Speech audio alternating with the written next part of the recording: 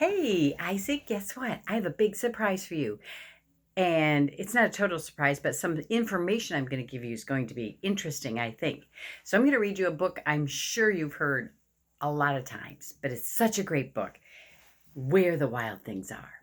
This book was written when Mimi was 8 years old. I was only a few years older than you. So maybe my mom read it to me and I read it to your mom and I read it to Gia, and now I'm going to read it to you. Isn't that so cool? So Maurice Sendak wrote the words. He's the author and the illustrator. He did all of these fabulous pictures in the book too. Where the Wild Things Are. All right. The night Max wore his wolf suit and made mischief of one kind or another. Ooh, yeah, he does not look happy. Should he be pounding nails into his bedroom wall? I don't think so. And another, do you think he should be chasing the doggy? I don't. His mother called him Wild Thing. And Max said, I'll eat you up. And so he was sent to bed without eating anything. Ooh, does he look happy or mad? What do you think? That very night in Max's room, a forest grew. Whoa. And grew. And grew until his ceiling hung with vines and the walls became the world all over. Look at that. And an ocean tumbled by with a private boat for Max, and he sailed off through day and night, or through night and day, as it were.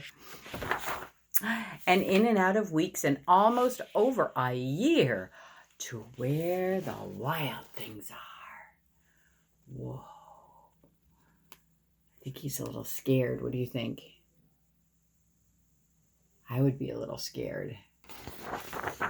And when he came to the place where the wild things are, they roared their terrible roars, and they gnashed their terrible teeth, and they rolled their terrible eyes, and they showed their terrible claws. Whoa.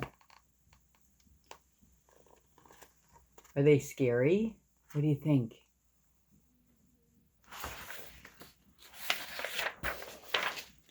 Until Max said, "Be still." And he tamed them with the magic trick of staring into all of their yellow eyes without blinking once, and they were frightened and called him the most wild thing of all.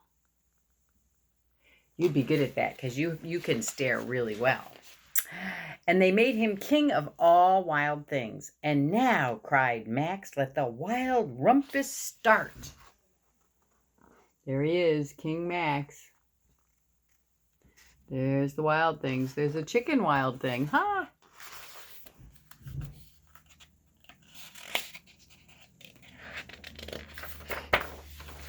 Oh, look. That looks fun.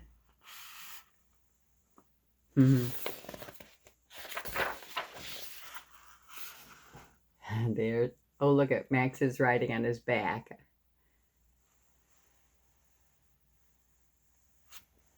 Whoa. But the wild things... Oh, I missed a page. Sorry. Now stop, said Max, and he sent the wild things off to bed without their supper. And Max, the king of all wild things, was lonely. And he wanted to be where someone loved him best of all. Then, all around from far away across the world, he smelled good things to eat. So he gave up being king of where all the wild things are. See, he's lonely. He's lonely. But when the wild things cried, "Oh, please don't go. We'll eat you up. We love you so." And Max said, "No.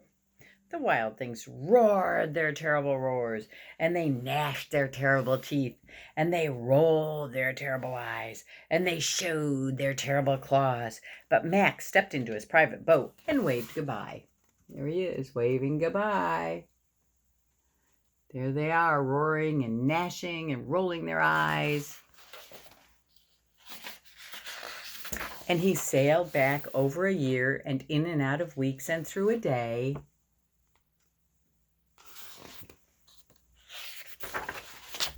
And into the night of his very own room, where he found his supper waiting for him. And it was still hot. Aw. Do you think that was real, or do you think that was a dream? What do you think? It's a fun book, though, isn't it? That Maurice Sendak has a good imagination. Well, I love you. Sweet dreams, my boy. You have a good night.